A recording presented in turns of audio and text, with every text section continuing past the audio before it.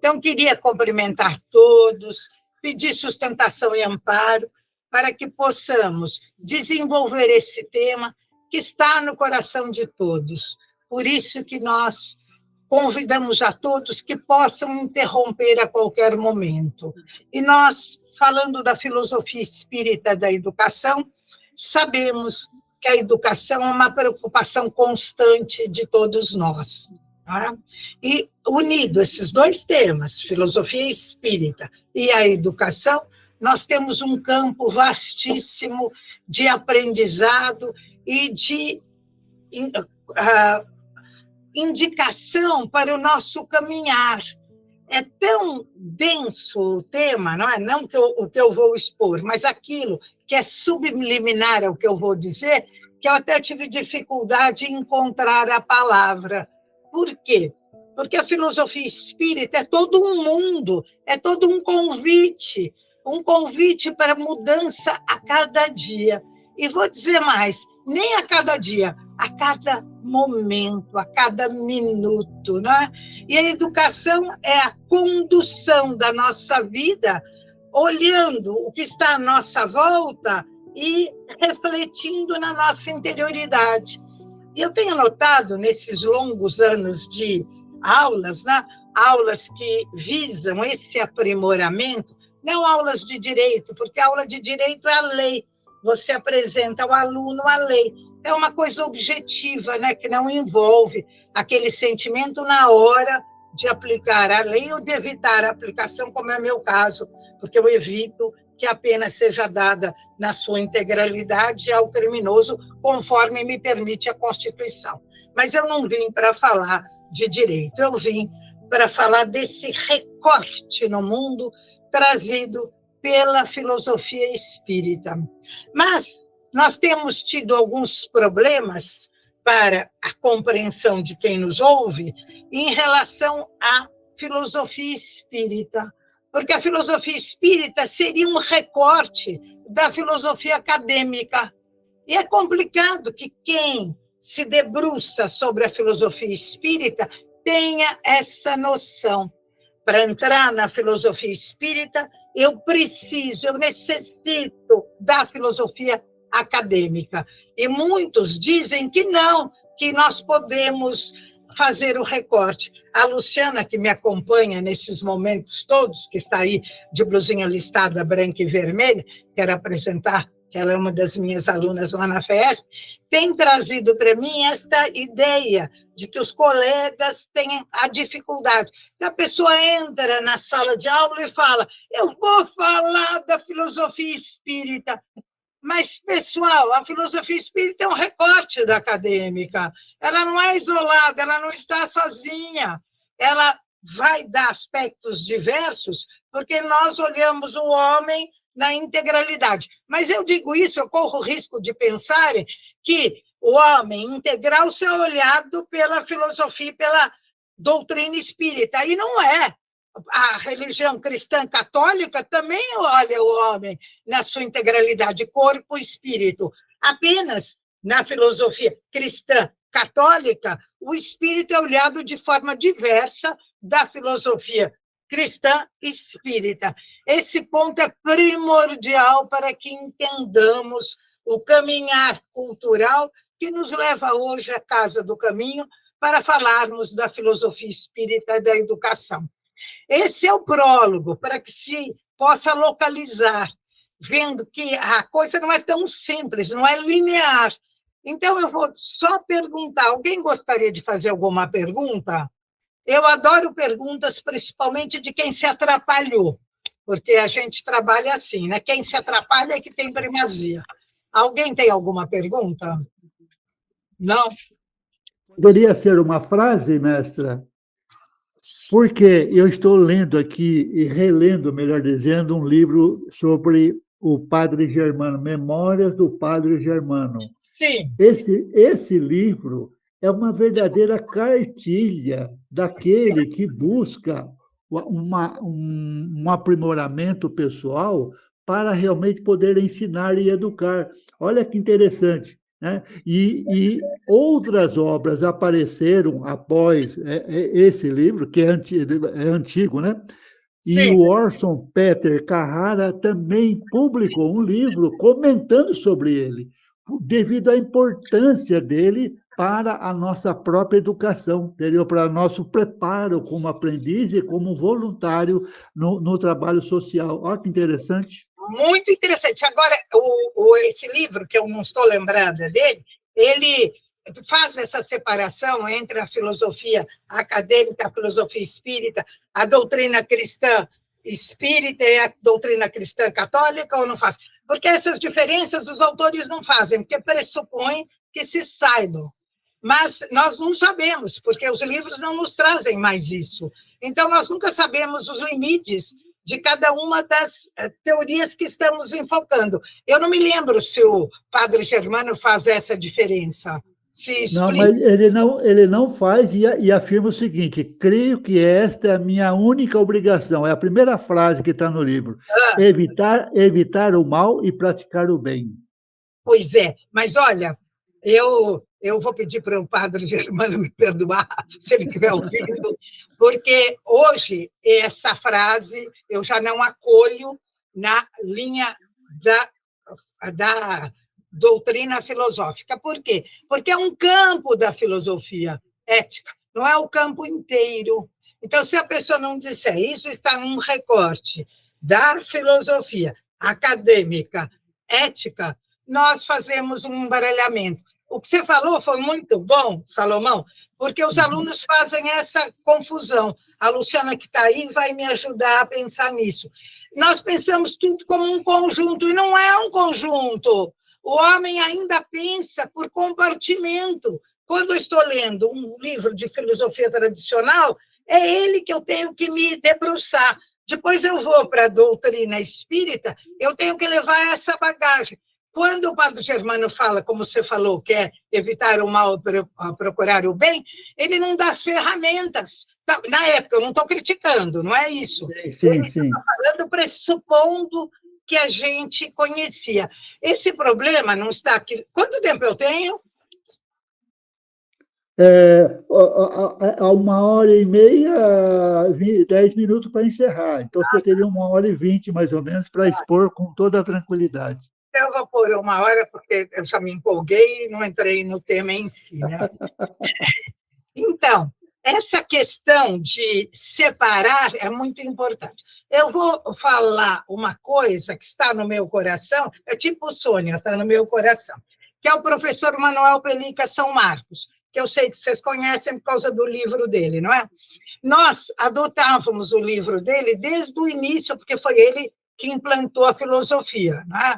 E nós, posteriormente, pegávamos o livro do professor São Marcos e tentávamos compreendê-lo, e não conseguíamos. E isso gerava um desestímulo no aluno, que dizia, mas eu sou alfabetizado, eu fiz o curso e não consigo compreender. Por quê? Porque o educador, o expositor, não disse ao aluno, esse livro foi elaborado pelo professor para ele dar a aula. Então, quando ele falava aquele tema, ele sabia a ligação que estava nas entrelinhas. Ele enfocava, ele falava a respeito daquelas criaturas que ele convivia. Então, se ele tinha alguma dúvida ou se ele tinha algum interesse, ele trocava com o público que o acompanhava. Então, qualquer dúvida era eliminada por conversas tidas na casa, na família, ele era da música, né? Mas nós não temos mais o professor São Marcos, então nós não temos como fazer as chaves de ligação do raciocínio que ele fazia. Ficou claro o que eu estou falando? Porque é muito importante. A Clê também é minha aluna, ela sabe da dificuldade de separar. Seja bem-vinda, meu amor. Todos bem-vindos, mas esses que têm acompanhado esse tipo de abordagem têm aproveitado, porque nós não conseguimos avisar o aluno. Olha, este livro foi feito para que o próprio professor possa informar. Isso acontece também nas obras do Herculano Pires, com menos frequência. Então, o que falta? O Herculano está comentando ali. Ele fala de Descartes e passa a Hegel. Nós não falamos de Descartes e passamos a Hegel. Para nós é complicado dar esse passo, não é? Porque nós não temos aquela convivência com esses autores, convivência mental, não convivência, porque são de épocas diversas. Então, ficou claro, e o aluno se desestimula, diz, eu não sou capaz. Não, nós que estamos falando é que não somos capazes de avisar. Crianças, há livros que precisa do educador que tenha convivido com este professor. Então, não conviveu, chama mediunicamente, e se ele não vier, muda de livro. Bom, agora eu vou começar a filosofia espírita da educação. Para a Casa do Caminho. E num dia belíssimo, 17 de fevereiro, um dia maravilhoso, que eu ainda tenho 81 anos, porque na semana que vem eu terei 82. Alguém quer falar? Eu vi não foi uma mãozinha, mas eu vi uma interferência, não? Eu acho que é a Ângela. Eu acho que é a Ângela que quer falar. Não? Ângela, agora você está... Não falei nada, não. Mas saudades de você e feliz de te ver bem, como sempre. Bonita e alegre, como sempre. Obrigada, Ângela. Tudo bem. Então, a filosofia espírita da educação. Eu sempre recomendo, porque aqui nós estamos numa palestra tipo aula, não é? Porque nós estamos desenvolvendo um tema que precisa ter um critério lógico. Então, eu convido a todos a pegarem um caderninho, uma folhinha, um papelzinho, e escrever o que nós estamos falando, que é a filosofia espírita da educação. Por quê? Porque daqui a pouco nós vamos esquecer qual é o nosso tema, não é verdade? Vou esperar, que eu tenho uma amiga muito querida que foi buscar o caderninho, que acho que é a Sônia. Então, nós vamos falar a respeito da filosofia espírita da educação. Colocar no caderninho para não esquecer, o tema é esse. Não é? Então, aqui a nossa... Deixa eu tirar esse zoom. Aqui a ênfase, o aspecto mais importante está na influência da filosofia espírita sobre a educação, mas não especifica uma filosofia única ou uma abordagem exclusiva para esse campo. Eu já mais ou menos coloquei, não é? Que nós temos os recortes, filosofia acadêmica, filosofia espírita, a religiosidade da doutrina cristã católica, a religiosidade da doutrina cristã espírita, havendo muita dúvida se a doutrina espírita é uma religiosidade cristã, mas nós eliminamos este problema dizendo que sim, pelo objetivo final, invocando Aristóteles, que diz que nós conhecemos as causas e as finalidades. A finalidade do espiritismo é, como Salomão falou, evitar o mal e fazer o bem. Então, está dentro do contexto, mas nós, teoricamente, precisamos pôr no compartimento próprio, que é a ética. Faz parte da filosofia no seu aspecto ético, não é? Mas nós precisamos cuidar de não falarmos que apenas a filosofia espírita ou a doutrina espírita se preocupa com a educação, porque isso, além de pretensioso, está fora do contexto atual. O contexto em que a doutrina espírita foi elaborada era com a Europa sendo o porto seguro do conhecimento. Hoje, essa ideia já foi abolida. Todos os recantos do mundo, todas as civilizações têm o seu conhecimento específico. O eurocentrismo foi derrubado no século XXI. Todo mundo de acordo? Isso já muda completamente o que a gente sabia até o começo do ano de 2000. Então, já mudou todo o contexto, porque até então nós íamos nessa linha de que a Europa, a França, ditava as normas. Hoje não, hoje é outro. Agora, então, Kardec errou? Não, Kardec não errou, mas ele estava imerso naquela cultura. Tudo bem para todos os corações? Que às vezes... Obrigada, Rogério. Às vezes essa informação incomoda um pouco, né?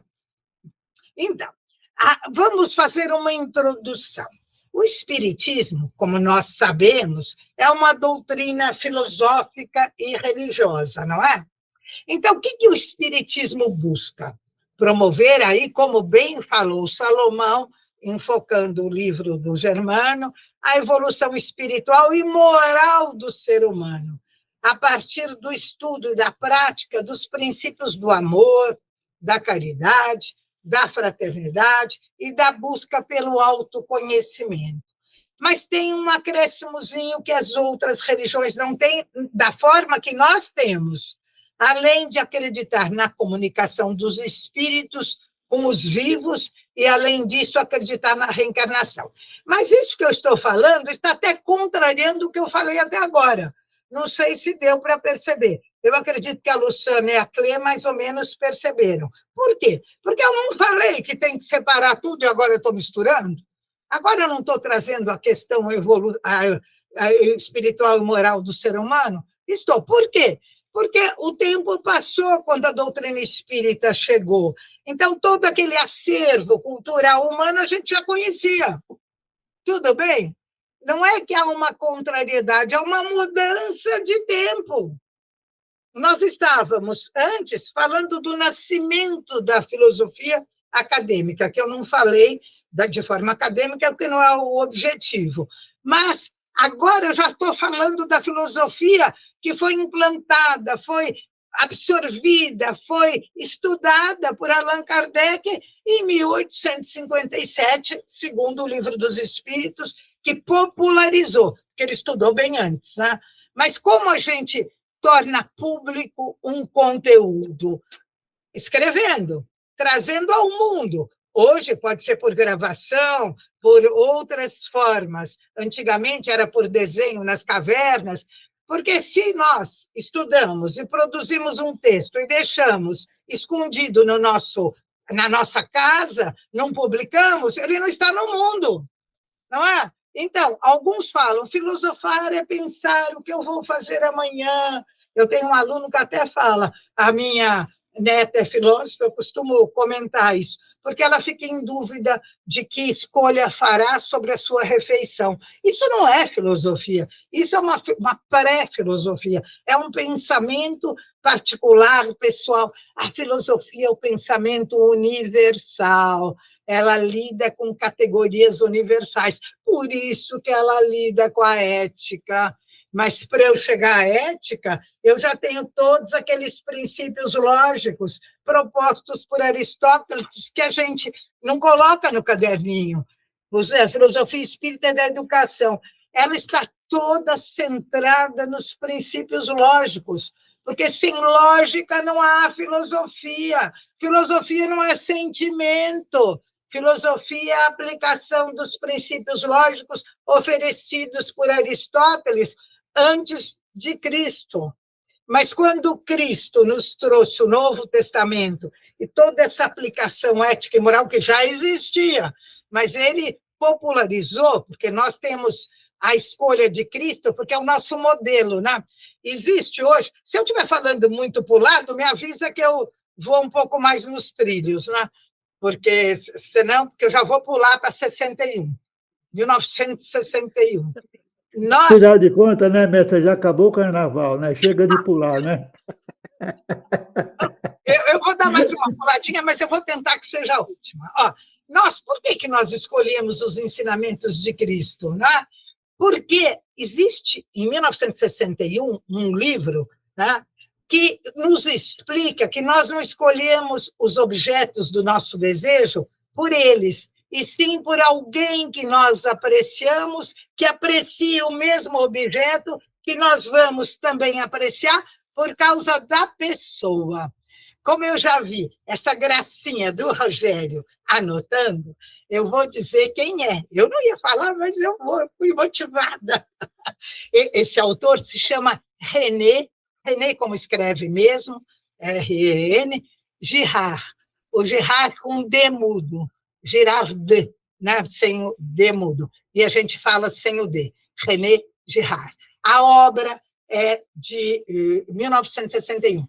Eu estou falando do pedaço bonito da obra. Tem o outro pedaço que vai mostrar que depois que esse bem é conquistado, dá todo um revertério e uma mudança. Então, eu estou cortando a doutrina, o que dá a impressão que ele está falando apenas isso. Não, esse é o modo pelo qual ele alavanca um pensamento profundo e nada ingênuo. Eu estou pegando de forma ingênua. Todo mundo compreendeu o que eu estou dizendo? Porque senão nós vamos dizer, eu tenho aqui a informação do Girard, que é o bem. Ele não está falando do bem, ele está falando apenas da escolha que fazemos pela competição. E essa competição vai dar, assim, um descaminho tremendo. Tá? Ficou claro que recortar um autor, a pessoa precisa ter a coragem de dizer que só está usando aquele pedacinho, que vai mudar tudo depois. Agora eu vou voltar aos trilhos, pelo menos vou tentar, não é? Então, quando eu estou falando que o Espiritismo busca promover a evolução, eu estou realmente usando o que a doutrina espírita nos traz. Mas eu estou fazendo um recorte no mundo, um recorte que essa informação fica solta dentro do caminhar da filosofia. Deu para entender o que eu estou falando? Ou não? Eu vou perguntar para a Clê, que me acompanha, e para a Luciana, porque elas eu sei que não ficarão constrangidas. Porque se eu perguntar para os outros, eu posso constranger, porque eles não estão acostumados com esse tipo.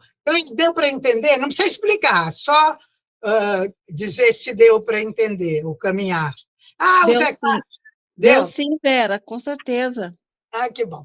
Porque... É o que você nos traz sempre, né, nos nossos estudos, esse assunto, né, e nós aprendemos muito com você nesse caminhar, nesse olhar novo que você nos trouxe, né, para compreender melhor a doutrina espírita dentro da filosofia acadêmica, como você disse. Muito obrigada, inclusive, por isso.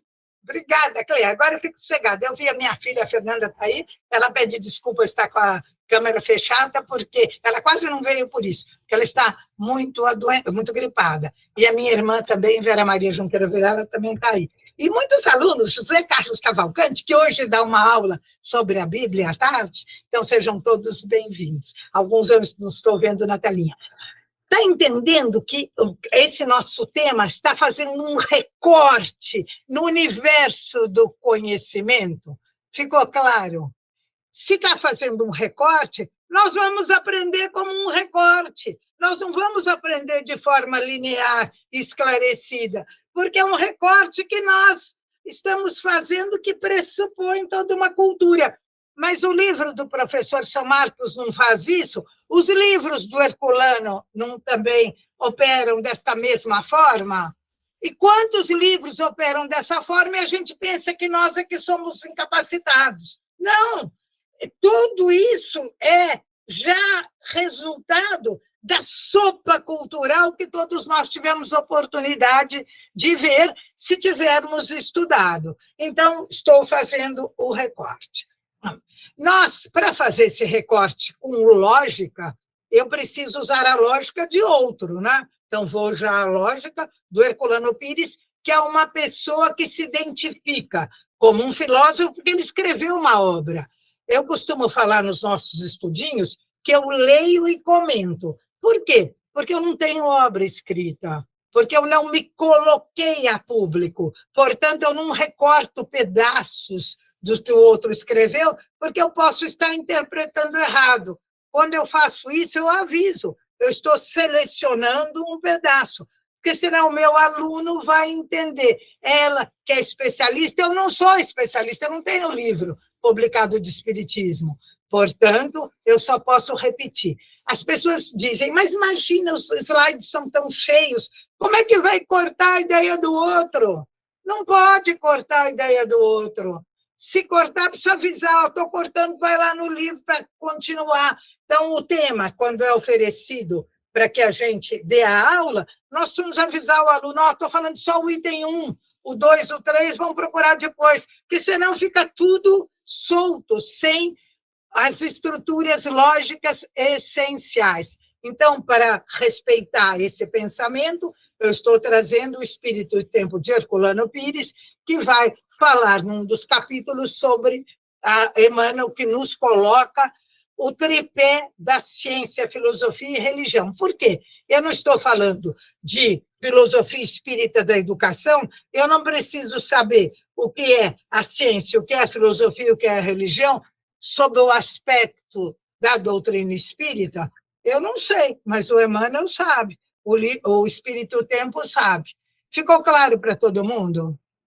Não é? Então, nós vamos ter esta apresentação da doutrina espírita, segundo estes autores, abordando o que nos ensinou Emmanuel, que ela tem um aspecto tríplice, né? De ciência, de filosofia e de religião.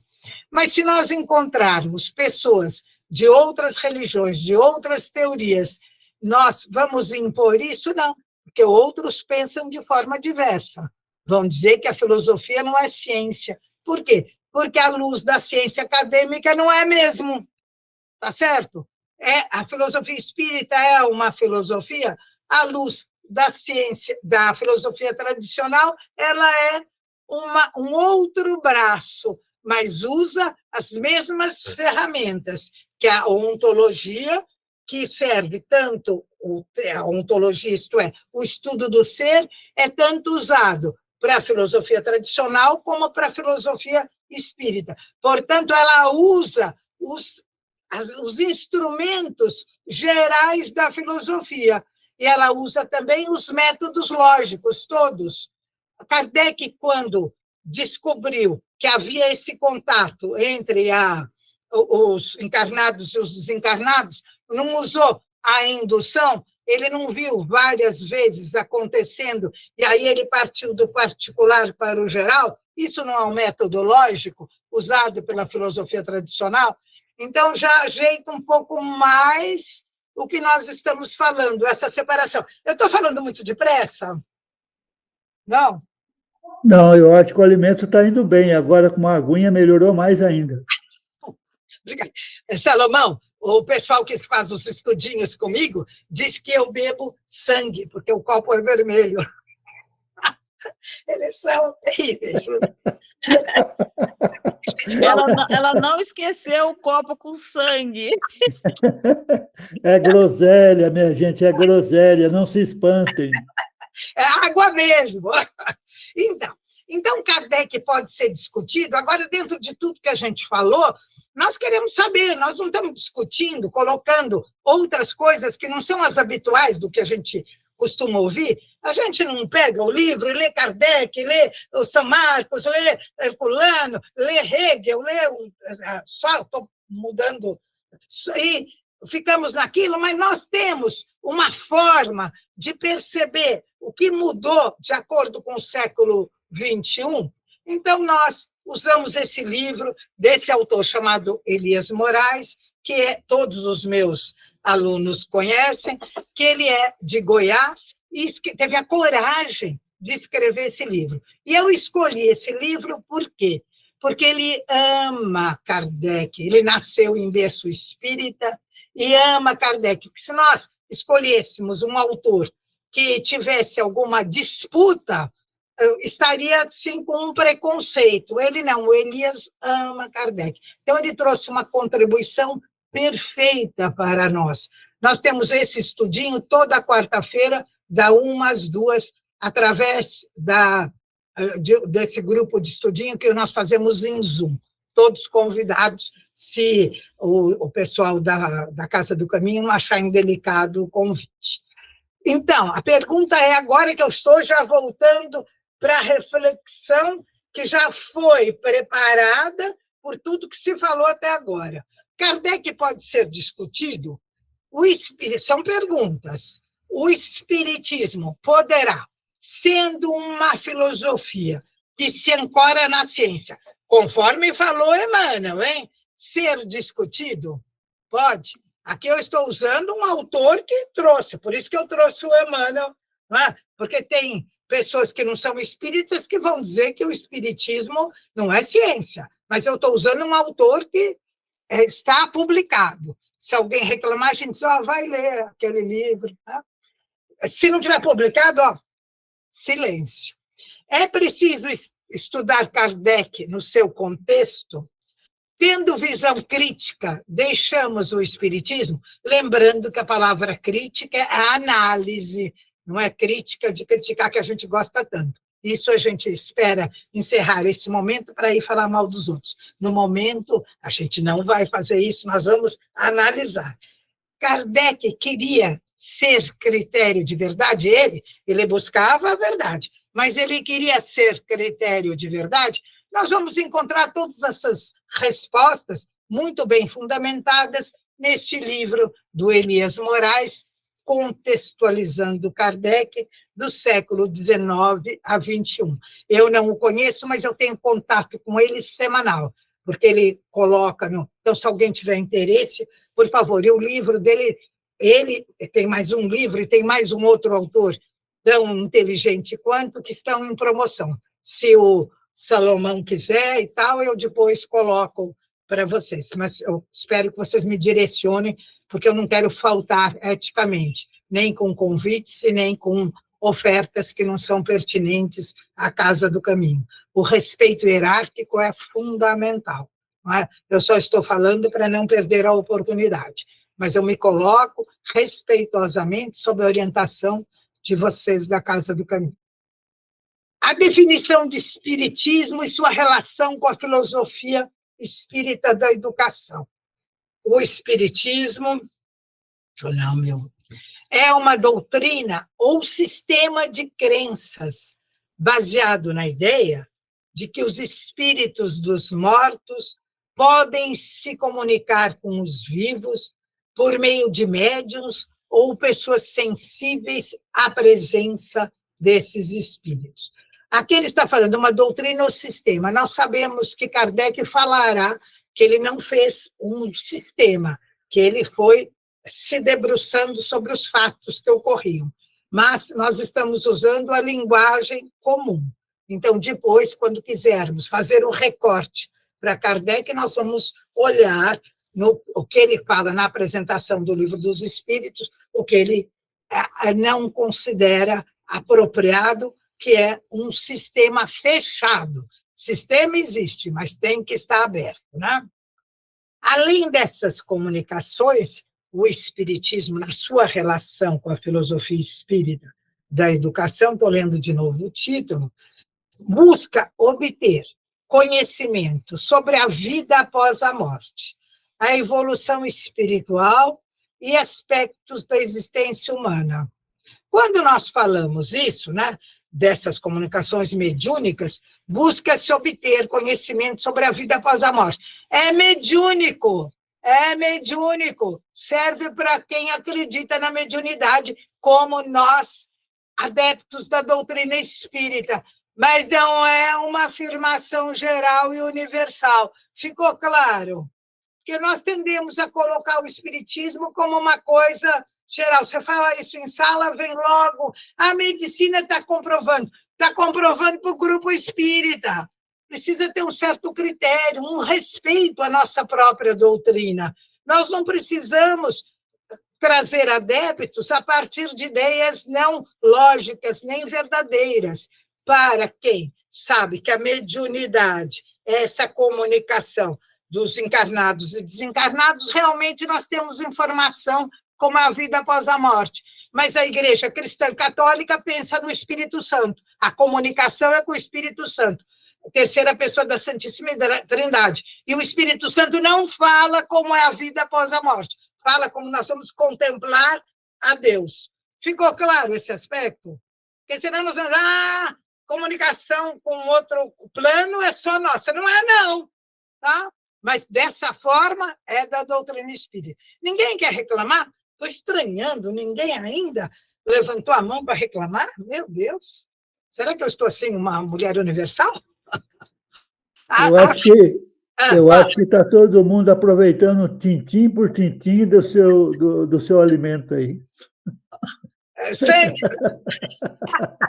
Ai, Salomão, obrigada, meu amor. Então, a filosofia espírita da educação, então, estou no recorte, se refere ao estudo dos princípios e teorias que fundamentam a educação sob a visão espírita. Fica claro que é recorte, inclusive, nas teorias pedagógicas da educação. Tá? A filosofia espírita da educação, eu sempre repito o título porque a gente escapa, né? Já não sabe do que está falando. Busca compreender e refletir sobre o propósito, os valores, os métodos e os meios utilizados para promover o desenvolvimento e a formação dos indivíduos. O que mostra que nós sabemos mais do que aparentemente demonstramos. Tanto assim, que eu abri o Power e o Salomão lembrou do livro que fala sobre fazer o bem e buscar o mal. Já está embutido nele, e ele está exatamente dentro do tema, só que ele não teve o espaço para falar do recorte. Mas se você não puser no recorte, você vai estar falando desses valores de forma ingênua. Seja bonzinho, aceite tudo, cuidado para não oprimir os demais. Não é isso. Isso é numa vivência de realidade. É um espelhamento do meu interior com o meu exterior, como ensinava Santo Agostinho, que não é dessa forma frágil como eu estou falando. Esse espelhamento não é apenas refletir sobre aquilo que eu estou lendo ou ouvindo, é um trabalho em que, para Agostinho, existe a iluminação divina. Para aqueles que estudam comigo, a graça, na Igreja Católica. Estamos falando de Santo Agostinho, portanto, catolicismo. Não é? Então, esse espelhamento do meu interior com o meu exterior só é possível para aqueles que foram escolhidos para receber a graça. Então, nós pensamos que basta ler, refletir e falar na classe. Olha, mano, é tão bonito. Não, esse espelhamento tem que ser iluminado, não digo pela graça, porque nós não aceitamos a graça como dom de Deus, mas por toda a doutrina espírita assimilada. E nós assimilamos? Não assimilamos. Nós mal e mal lembramos o que é Deus quando falamos. Nós falamos da vontade de Deus como se fosse assim, o meu vizinho que tem vontade. Eu faço um doce cheiroso, ele fica com vontade. Deus não tem vontade, Deus é inteligência suprema, Deus não se importa com o que eu estou fazendo, Deus não se importa se eu estou fazendo o evangelho no lar ou não. Quem se importa sou eu. Ficou clara a diferença, não é? Deus é uma unidade. Unidade de quê? De amor. Um amor que se debruça por toda a criação, sem pedir nada. Mas nós, homens encarnados, orientados pela doutrina espírita, fomos ensinados a pedir suporte, orientação e condução, porque nós sabemos que precisamos do suporte espiritual. Não é? Precisamos dos bons exemplos, precisamos das palestras, precisamos do amigo que nos chama a atenção, precisamos daquele que compartilha conosco as aulas, as falas, as reflexões, os pensamentos. Entende? Então, nós não estamos renegando Deus, mas estamos colocando Deus no seu lugar, que é a inteligência suprema. O Evangelho não fala, Deus manda chuva e sol para justos e injustos. Eu adoro essa frase, porque como eu trabalho com infratores da lei, eu tenho este consolo. Deus não manda, né? Porque Deus seria humanizado se fosse mandar. Mas ele espalha o seu amor agápico por todos os meus infratores amados, porque são pessoas. caminhando, são pessoas com dificuldade, são pessoas que, depois desses atos de violência, vão para casa e o filho pede a bala, uma balinha, papai, e eles têm que dar a bala produto de infração criminal. São homens angustiados, com dificuldade. Não são bonzinhos, eu não estou falando isso. Mas, enquanto se despe do ato praticado e se olha a pessoa, são almas em busca de existirem de forma errada. Mas também não estou fazendo apologia dessa parte. Mas estou mostrando o que é o amor de Deus. A gente fica... eu hoje não sou tão boa quanto deveria. Ai, eu ofendi a Deus. Larga Deus em paz. Chama um amiguinho espiritual. Deixa Deus na sua magnificência. Deixa Deus no alto. Ele é inteligência. Nós não sabemos. É Ele que se debruça sobre nós. Nós não chegamos a Ele. Por isso que eu escolho para os meus filminhos Kierkegaard, que diz que nós não podemos amar a Deus. É Ele que nos ama, porque a gente não sabe o que é. E Santo Agostinho pergunta, amar-te ou conhecer-te? Não é? Bom, vou parar de ficar entusiasmada, que senão não chego ao fim. Próximo. A relação entre o espiritismo e a filosofia espírita da educação pode ser observada através do interesse do espiritismo em buscar a evolução e o aprimoramento espiritual dos indivíduos, promovendo ações educativas e éticas, o que o Salomão falou. Mas se a gente fala isso sem dar todo o fundamento, fica ingênuo. Mas, meu filhinho, você já é... Mas a gente não explicou. Olha, desde antes de Cristo nós temos a ética nicômaco, que nos ensina o que é a ética. Depois vai se dividir em ética e moral. Moral são costumes, nós não ensinamos, nós fazemos o recorte e ficamos na sombra do recorte. Ah, como é bom ser bom. Amanhã eu vou ser melhor do que hoje. Ai, sou culpada. Quando eu digo eu sou culpada, eu estou na Igreja Católica, na filosofia católica cristã. Eu não sou culpada de nada, porque eu fui criada simples e ignorante. Eu sou uma maravilha hoje, que sou melhor que ontem. Amanhã eu vou ser mais maravilha ainda. Podem me chamar e me convidar, que eu vou estar melhor, muito melhor. Por quê? Porque as experiências negativas de hoje vão me ensinar como fazer melhor amanhã, não por culpa, mas por aprendizado.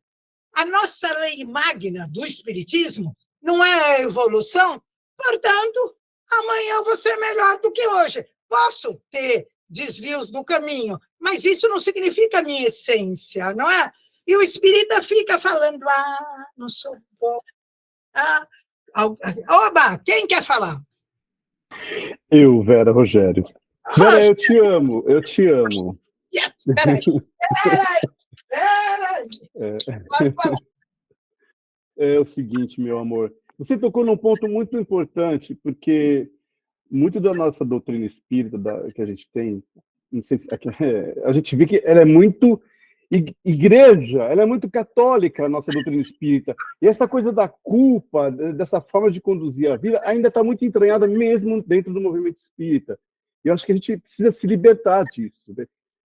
Se libertando disso, a gente consegue caminhar adiante, né? Ainda estamos muito presos, né, a toda essa coisa que foi implantada em nós da culpa, dessa forma cristã de ser espírita, né? Cristã, digo, no sentido da igreja cristã, né?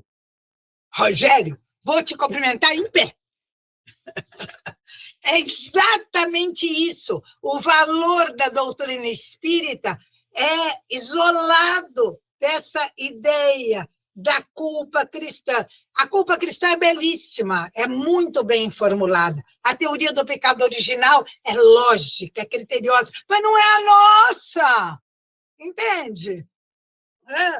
O Salomão é marido, não é meu marido, é outro. E nós fazemos da doutrina cristã pedaços da nossa. A nossa tem autonomia.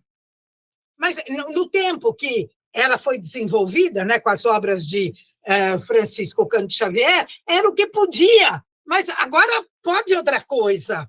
Ele fez bem, ele curou tanta gente, consolou tantos corações, Mas agora é outra forma. No tempo que ele fazia isso, nós mulheres usávamos um outro tipo de vestuário, vocês também. O mundo mudou e a gente continua naquele pensamento cristão maravilhoso sem estudar o cristianismo. Vamos estudar o cristianismo por onde? Pelos dominicanos, pelo grupo do São Bento. Nós estudamos cristianismo por onde? Pelo YouTube da internet. Faça meu favor, não é? Rogério, você falou... Olha, eu posso encerrar aqui, são 30 slides, mas eu posso parar no 8º, eu vou continuar. Porque essa é a essência do tema. É difícil, você vê como tem que rodear, porque se eu fosse só para a filosofia da educação, para a filosofia espírita, eu estaria dizendo o mesmo. O mesmo não está no tema, está no antes do tema. Todo mundo concorda? Tá? Mas é perturbador, porque dá muito trabalho, né? Eu acho que está todo mundo meio cansado, mas não tem importância, nós vamos enfrentar o touro. Um pouco de sangue para todo mundo. Vamos lá. O Jean explicou, mestre, enquanto você comentava aí do Rogério, ele falou que ainda estamos muito influenciados pelos costumes judaicos, ainda vem muito do histórico, ainda estamos arraigados com a tradição, vamos dizer assim, né? Perfeito. Jean, para você também. Coraçãozinho vermelho. Exatamente. Mas o que nos cabe? Por isso que eu tenho 5 estudinhos. Porque tem que ser em estudo particular. O centro espírita não pode mudar tanto, porque tem assistidos que precisam de maior calma. Não é? Aqui eu posso falar isso, mas se eu for na Casa do Caminho fazer uma palestra na hora do consolo, eu preciso diminuir o impacto do que eu estou falando. Porque lá quem vai buscar não é só a ligação entre a cultura e o consolo, que seria o ideal, mas nós não somos capazes. Porque não dá para consolar. Nós consolamos as pessoas como se elas não fossem capazes de entender a racionalidade.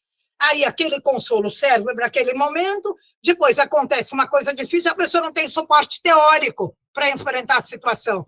Mas não dá para falar isso ainda. Não é? É um momento que a gente tem que respeitar a dor alheia. Percebe que é diferente estar num grupo de pessoas que vieram, não é? Muitos vieram para me homenagear, o que eu agradeço de coração, mas no consolo vai pessoa que às vezes desce na rua e entra. Não é? Não dá para chegar nessa estrutura que é fundamental, mas nos estudinhos dá. Sem isso nós não vamos conseguir mudar, porque, Jean, cabe a nós mudarmos o pensamento. Não importa se vai ser só uma pessoa que vai estar com a gente, 2, ou ninguém. Nós que temos esse trabalho, conforme disse Kardec. Não é? Então, antes do estudo e prática... Salomão, obrigada por me informar quando alguém quer falar, viu? Pode ser o meu pombo correio, que eu fico muito feliz. Através do estudo.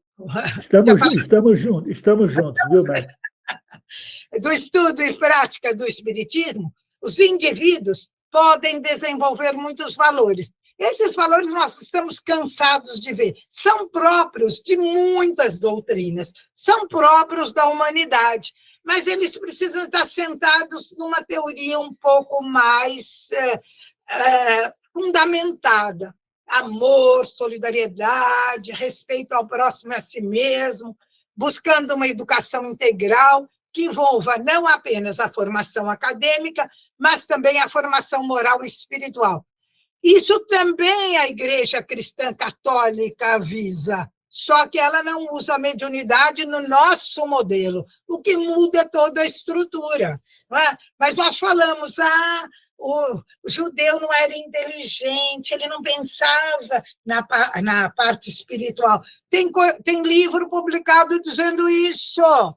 Sabe por quê que judeu não falava do mundo espiritual? Porque judeu tem o princípio da obediência, ele nem escreve o nome de Deus, é o princípio da obediência. E que faz o grego? Não tem o princípio da obediência, ele tem o princípio da indagação, da racionalidade. Essa é a grande separação, mas não quer dizer que ele não pensa, que o judeu não pensa na espiritualidade. Não tem nos livros de estudo nosso essa frase que me dá vontade de pular pela janela, eu moro no 10º andar? Gente, como é que fala uma coisa dessas? Vai estudar. vai ouvir o Pondé no YouTube, que ele sabe o que é o judaísmo. Tem outros que sabem, mas ele eu conheço. A visão espírita da educação. A visão espírita da educação baseia-se nos princípios da evolução espiritual e na compreensão da imortalidade da alma. Isso realmente é do espiritismo, porque quando eu estudo no São Bento, a maioria sabe que eu ponho no Facebook, vou fazer 82 anos na semana que vem, sexta-feira. O pessoal fala para mim, mas, Vera, o que você pretende? O espírita não pergunta, fica felizinho, diz, opa, Vera, que bom que você está aqui. Você vai fazer daqui a pouco 92? Ah, espero que sim. O que o São Bento fez para mim foi que o abade, vendo que eu sou mais velha do que ele, do que o pai dele, do avô dele, embora ele seja o chefe geral, ele falou, Vera, quando você fizer 90 anos, nós vamos fazer uma missa de aniversário para você. Então, ele deu carinho, mas ele não deu o fundamento que o espiritismo dá, compreensão de que a vida continua pela reencarnação. Percebe o que eu estou dizendo? Ele é tão carinhoso quanto o espírita, só que o fundamento do carinho é outro. Ficou claro para todo mundo o que eu quis dizer? Não é? Então, então vamos respeitar que o outro consola também, mas não nos nossos moldes. E tem pessoas que preferem ser consoladas nos nossos moldes. Mas as religiões todas oferecem o amor de Deus para todos nós. Importantíssimo o amor de Deus. É o que vale no mundo. Para a doutrina espírita, somos seres espirituais em constante desenvolvimento e aprendizado, que vivenciamos nas várias existências em busca de evolução. Por isso que eu não falei para o Abade, meu querido Abade, muito obrigada, mas eu sou reencarnacionista. Não, obrigada, vou esperar fazer 90 anos. Né? Porque eu sei que, pela doutrina, nós guardamos a bagagem moral e cultural. Fala, Ângela, adorei, vou até beber sangue, não, água. Depois vai para o YouTube. O microfone está fechado, Ângela. Perdão. Você está falando do amor de Deus que se estende em todas as religiões, é óbvio, né? Porque Deus não tem religião, quem fez a religião somos nós, né? Mas eu estou passando por um problema sério de saúde. Sim. E na sexta-feira, uma professora minha lá do colégio, vocês sabem, né, que eu profissionalmente tenho um colégio, e ela me chamou, me botou numa salinha e falou assim, eu quero orar por você. Ela é evangélica. E ela fez uma oração lindíssima, que caiu no meu coração de uma forma maravilhosa. E aí eu descobri que eu tenho muitos amigos de diversas religiões e todos eles estão rezando por mim. E que sejam bem-vindas as orações. Eu não vou falar, não, você não reza por mim porque eu sou espírita. Exatamente! Olha, você pegou o âmago desse segundo momento da nossa palestra, que tudo que leva ao bem é bom. É o que o Salomão abriu falando, né? Mas eu infelizmente, não pude começar pelo bem, porque aí estaria sem enfoque maduro. E agora nós estamos com um enfoque, a gente consegue falar algumas coisas para as pessoas. Isso mesmo, Ângela, querida. Gostei. Então, a filosofia espírita da educação, diferente de outras religiões, né, que eu não ouso falar porque eu não as conheço, busca não apenas transmitir o conhecimento intelectual, mas também desenvolver aspectos morais e éticos, como todas as religiões. Nós não somos melhores. Quando a dor vem nos visitar, nós não pensamos, eu sou espírita e por quê estou sofrendo? Eu dou aula na casa espírita, eu faço palestra. Não. Nós fazemos o recorte porque somos da doutrina espírita, com respeito a todos os demais. Acredita-se também, na doutrina espírita, que, além do aprendizado escolar, é fundamental cultivar valores como o amor ao próximo, a solidariedade, a honestidade, a humildade.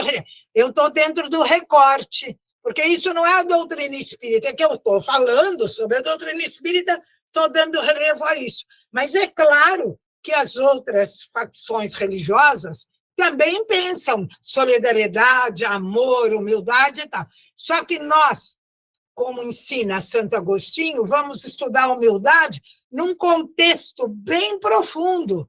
Nós não sabemos o que é humildade. A gente pensa que a humildade é falar mal de si mesmo. Se a gente falar mal da criação de Deus, nós estamos ofendendo a divindade. Por isso temos que dizer que somos maravilhosos. Não é? Não está errado falar. Humildade é isso? É criticar a Deus, que não me fez bom, que me deixou o livre-arbítrio para escolher maus caminhos? O livre-arbítrio, segundo Santo Agostinho, não é problema para Deus. O problema é a liberdade, porque a natureza é sempre boa, é sempre perfeita. As consequências dos atos praticados é que modificaram essa questão da natureza ser boa. Santo Agostinho é fantástico, porque nos dá uma base, que não é a nossa, mas nos dá uma base teórica muito boa. A visão espírita da educação também enfatiza a importância do estudo e da compreensão da lei de causa e efeito, ou seja, que cada ação tem suas consequências. É diferente do que se pensa na Igreja Cristã Católica, porque lá nós herdamos a questão do pecado original. Para a doutrina espírita, não há pecado original. Não é? Nós nascemos simples e ignorantes, criados por Deus, simples e ignorantes. Para a doutrina cristã católica, Adão e Eva, como metáfora, foram criados perfeitos em função de praticarem o pecado, que se chamou depois pecado original. Ele fez com que, pela teoria da hereditariedade, nós nascêssemos com a fratura ontológica, a fratura, a quebra do ser. Aquela natureza perfeita foi quebrada, portanto, a fratura ontológica, a quebra do ser, por este pecado que nós herdamos. Isso tem relação com a doutrina espírita, minha gente? Não tem. É outra doutrina. Mas é ingênuo? Não. Vai estudar, vai tentar estudar o pecado original. Pega um livrinho da coleção do Agostinho para estudar isso aí e vê o quanto dói uma saudade. Nós estamos estudando há 2 anos, né?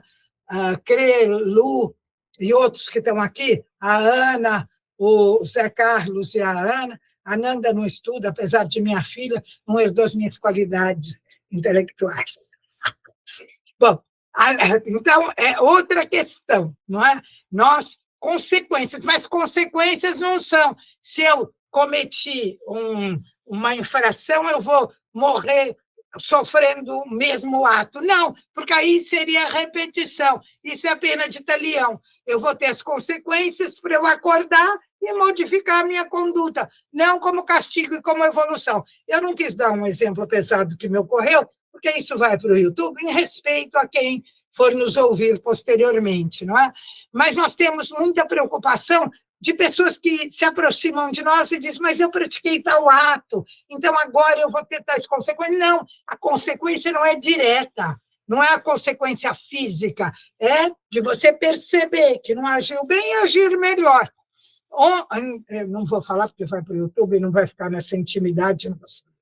Isso nos leva, eu ia mencionar um aprendizado de ontem com o Frei Marcelo, um dominicano maravilhoso que deu aula no São Bento. Fala, meu amor, Salomão. Acho que eu cometi um errinho aqui, sem querer eu apertei a mão, mas de qualquer maneira a luz continua bem intensa e brilhante, tá? Gracinha. Agora tem uma aluna sua que quer falar, bem-vinda. Oba! Quem é? Fala, meu amor. Oi, Verinha. Bom, em primeiro lugar, eu quero dizer que nós não estamos aqui para te homenagear, nós estamos aqui para aprender, porque com você é sempre aprendizado, aonde você vai, a gente está atrás, né? E também, lógico, pelo amor. Mas eu queria dizer o seguinte, quando você fala, né, dessa questão do aprendizado físico, que não é um aprendizado físico, você está falando de um aprendizado que virá depois com as reencarnações, é isso? Com um reparo, uma corrigenda, através das nossas vivências futuras. Então, posso ajeitar um pouquinho o que você falou? Pode, claro. Assim, esse aprendizado podem ser enquanto encarnados nesta vida ou em outra, assim que nós percebermos que aquela forma que agimos não foi a melhor, e aí a gente muda. Mas você está falando isso ainda para muitos, né? Vamos dizer assim, ainda não é possível nessa vida, né? Nessa encarnação, vamos dizer assim. É para todo mundo. Se você é nervosa e quando você briga, você grita muito, você percebe que é melhor gritar um pouquinho menos. Amanhã, no ato seguinte.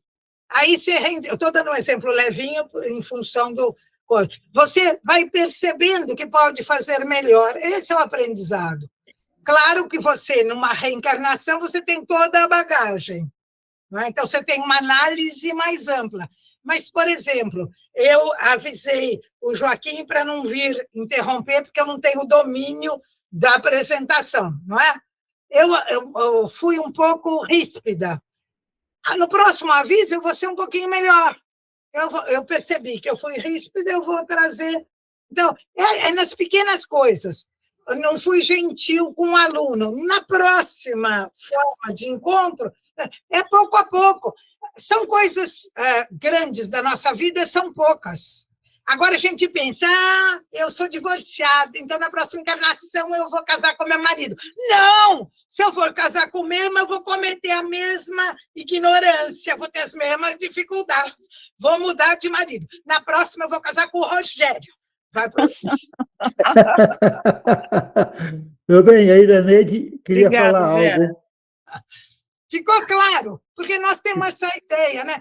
Fui má mãe, vou reencarnar com filhos ingratos. O Evangelho fala isso, mas o Evangelho estava no século I. Quando nós abrimos o Evangelho segundo o Espiritismo, nós vemos lá a menção, Marcos, Lucas, Mateus, etc. Século I. A evolução foi feita pela doutrina espírita que nos mostra. Nós vamos percebendo e melhorando, dia a dia, pouco a pouco, até nas coisas graves. Não é? Perfeito, mestra. A Iraneide parece que quer fazer algum comentário. Por favor, meu amor. Oi, tudo bem? Eu acho que o que ela, talvez, eu não sei, eu interpretei a pergunta dela diferente.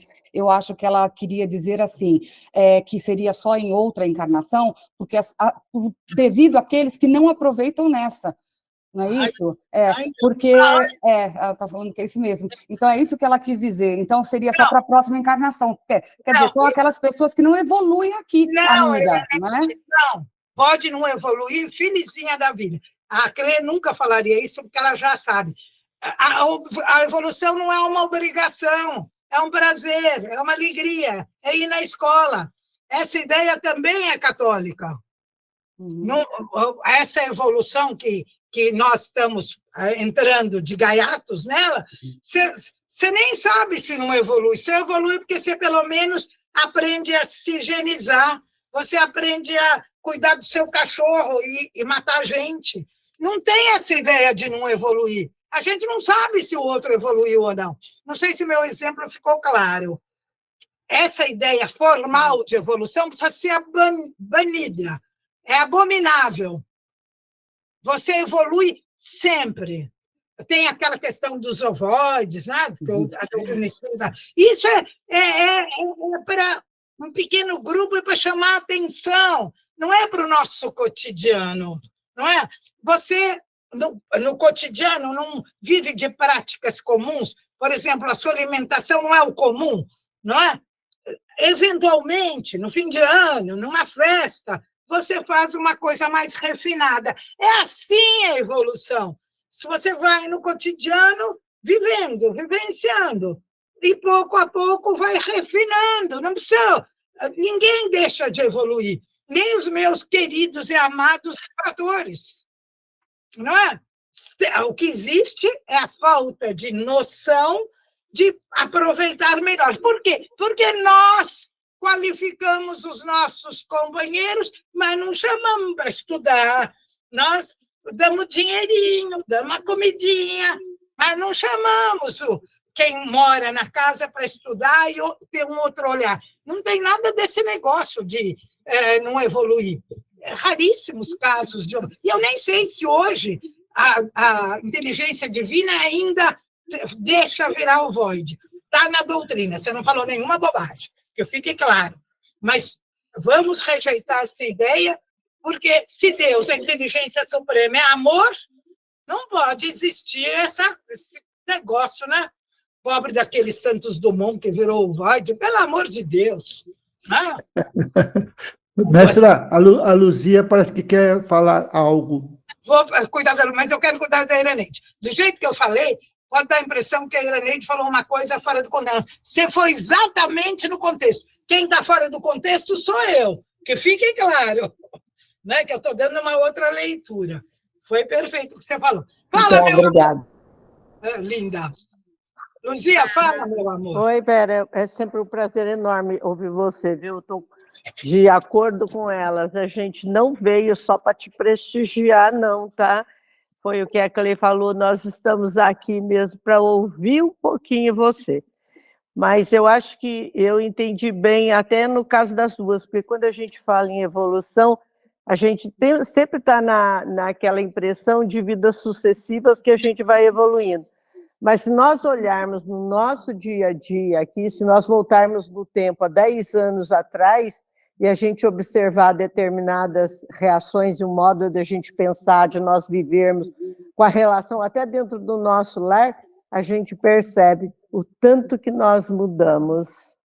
Então, eu concordo realmente com você, que todo mundo, mesmo as pessoas que falam assim, aquela pessoa que é um assassino, ele não evolui. Ele evolui sim, ele pode ter esse pensamento, mas se nós olharmos, muitas vezes, dentro do lar dele, ele tem alguém que ele ama muito, que ele sente muito, e que ele é apegado, e ali ele está protegendo, então é uma forma que ele também está evoluindo. Eu estou certa aí? Certíssima, perfeito. Exatamente, combinando as duas falas, está perfeito, é exatamente isso. Agora, os livros nos mostram outro... Por isso que precisa contextualizar, Kardec, senão vai dar uma mistura entre o passado e o presente. Precisa contextualizar. Obrigada, Luzia. Deixa eu pôr o próximo. Ué? Acho que até ele se cansou de mim. Olha, assim, a filosofia espírita da educação busca desenvolver não apenas o intelecto, mas também proporcionar uma maior compreensão da vida espiritual, incentivando a busca pelo autoconhecimento, a prática do bem e a caridade como formas de evolução espiritual. É o recorte da doutrina espírita, não quer dizer que só a doutrina espírita faz isso, tá? É o nosso recorte para que a gente lembre que é esse a finalidade, quer dizer, o escopo da filosofia.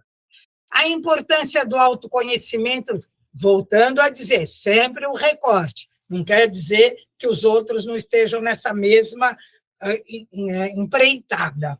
A importância do autoconhecimento e do desenvolvimento moral na filosofia espírita da educação. Eu coloquei essa bonequinha meio assim entristecida, porque ela está movida por uma coisa boa, mas às vezes, quando nós procuramos nos autoconhecer, nós nos deparamos com coisas que a gente não gosta muito, né? Até fisicamente, né? O autoconhecimento e o desenvolvimento moral são aspectos fundamentais na filosofia espírita da educação, pois ela visa o progresso individual e espiritual do indivíduo. Estamos repetindo porque é a mesma coisa. O autoconhecimento é essencial. Eu vou passar para a última frase. Por meio desse autoconhecimento, é possível identificar os pontos que precisam ser trabalhados e desenvolvidos, bem como as potencialidades. É isso, esse terceiro que importa. O que precisa ser desenvolvido a cada dia. Eu queimei o arroz, amanhã eu vou fazer melhor. Não precisa só pensar, eu preciso construir uma casa de apoio para as mulheres que apanham. Não! É o seu potencial ali, imediato. É assim que você vai se aprimorando. Se puder, uma hora, tocou. Depois de 1 hora eu tenho quanto tempo, o Salomão? Está fechado o microfone. Fechado. Você está sem microfone, Salomão. Desculpa.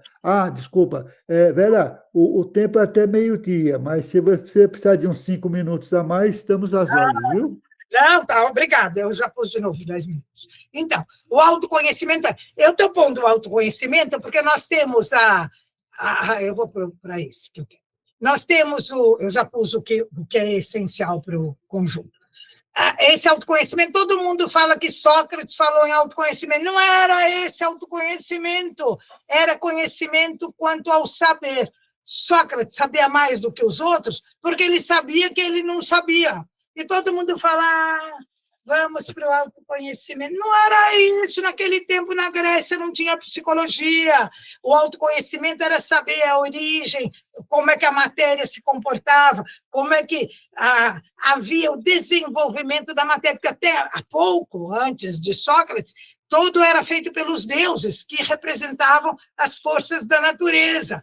Essa ideia. Precisa ler Sócrates, não pode lembrar o que a gente ouviu quando a gente estava estudando no passado. O estudo maduro é diferente do estudo da escola inicial. Como o estudo numa palestra dessa é diferente de uma palestra de consolo, em que você tem 20 minutos para acolher. Percebem?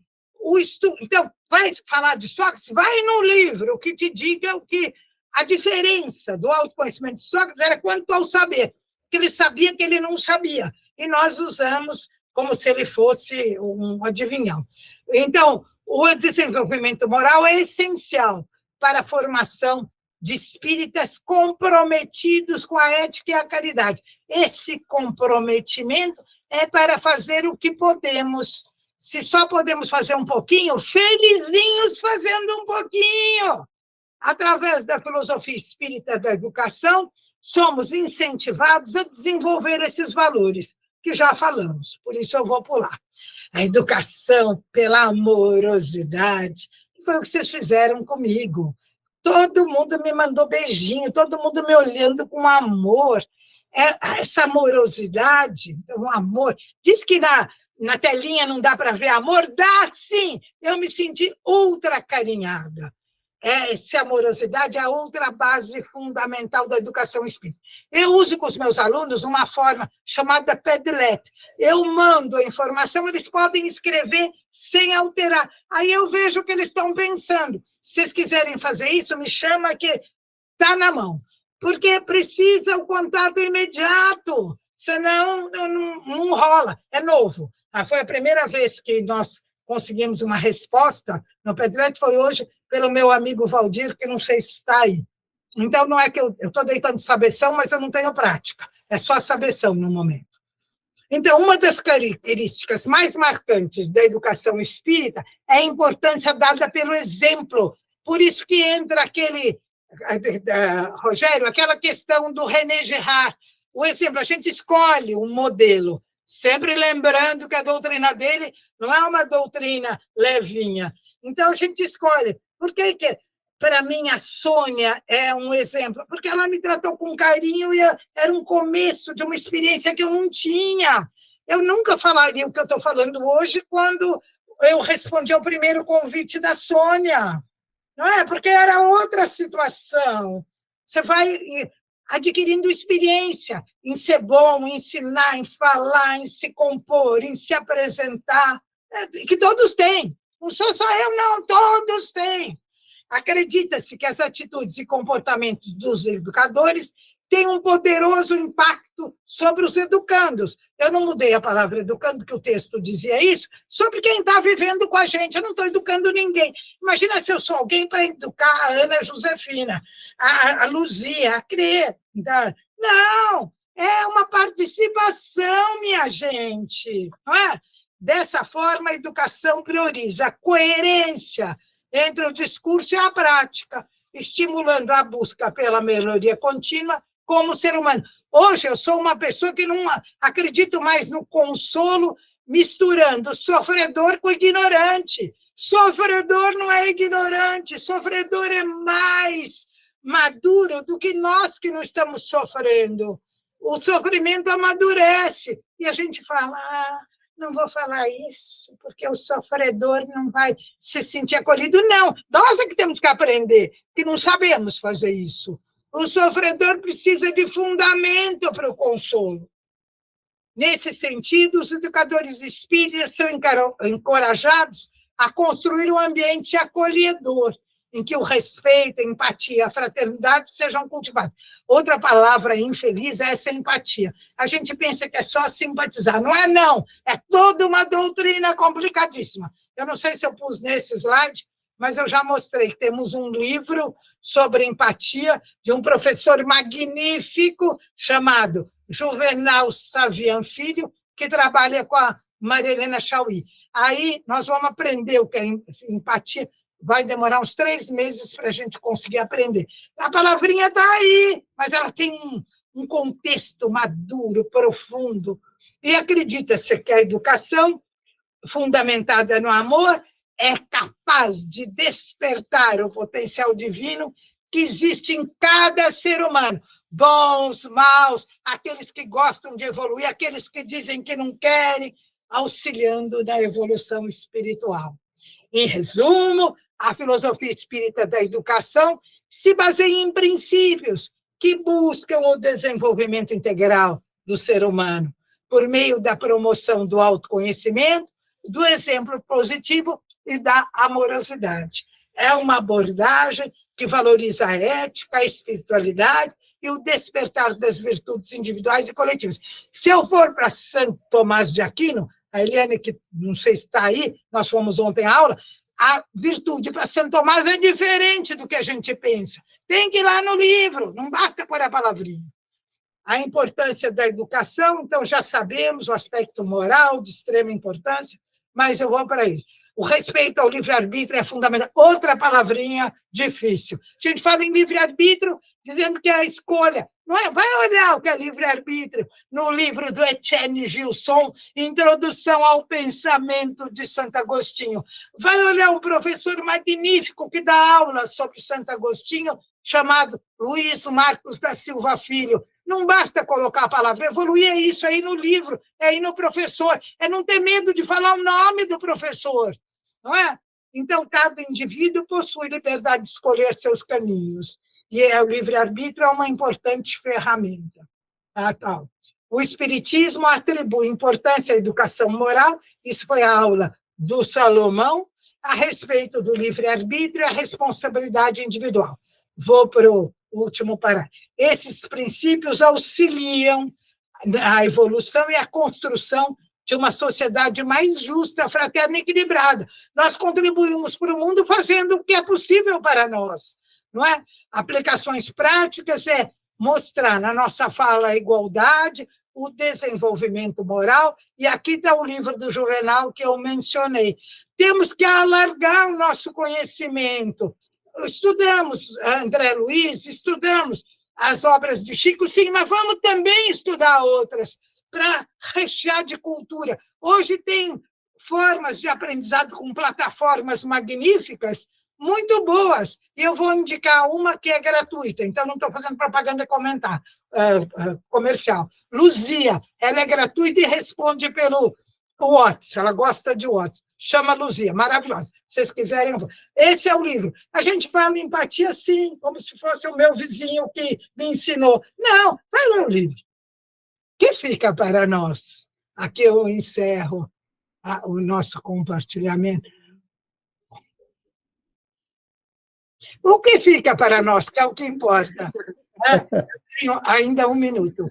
O que fica para nós?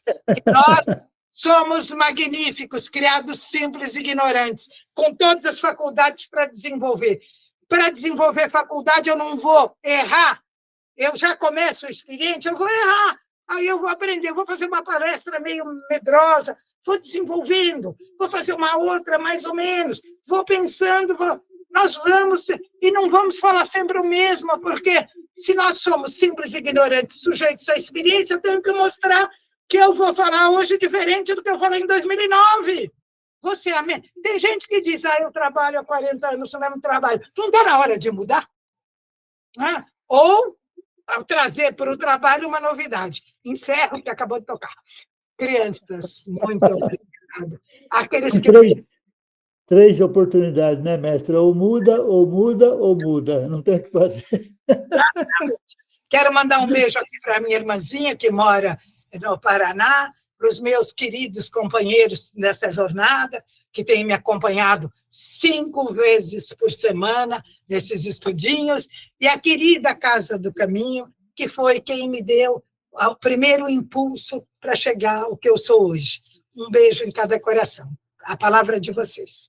Para nós, uma grande felicidade, matar aquela saudade, né? Que estava muito, porque realmente contar contigo, né? E com todos os seus amigos, todos os nossos companheiros aqui, é uma honra sempre grande desse banquete espiritual, vamos dizer assim, né? Certo?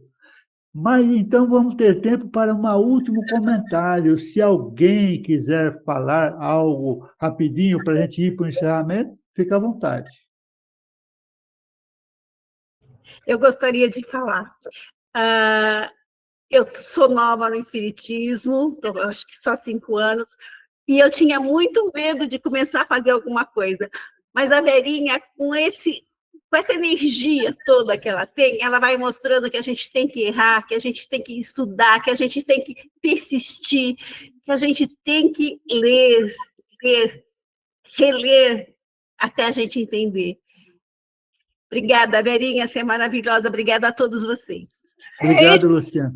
A Luciana falou exatamente o que a palestra visa, né? Não tem bem claro que a gente vai fazer pior hoje do que fará daqui 10 anos. A não ser que fique com as condições mentais enfraquecidas. Perfeito. Então, vamos convidar a Elisete para fazer a prece de encerramento para todos nós. E obrigado, desde já, por tudo aquilo que cada um pôde oferecer neste dia e nesse evento. Um grande beijo.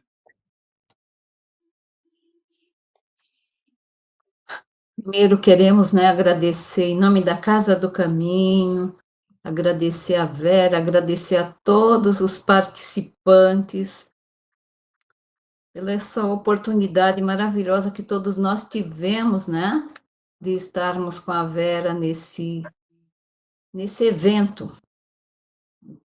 Então, agora nós também agradecemos a espiritualidade amiga, aos mentores amigos da Casa do Caminho, aos nossos mentores individuais, pela feliz oportunidade de estarmos todos reunidos, mesmo que remotamente.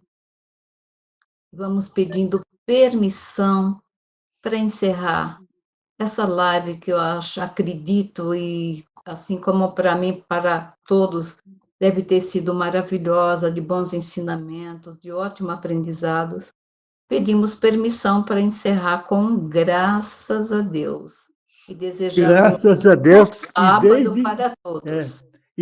Desde já agradecer e dar os parabéns para a Vera, né? Porque fazer 28 anos não é para qualquer um. Fazer 28 anos. Yes! Grande beijo, viu? Obrigado, gente. Uma alegria imensa. Beijo, Vera. Obrigado.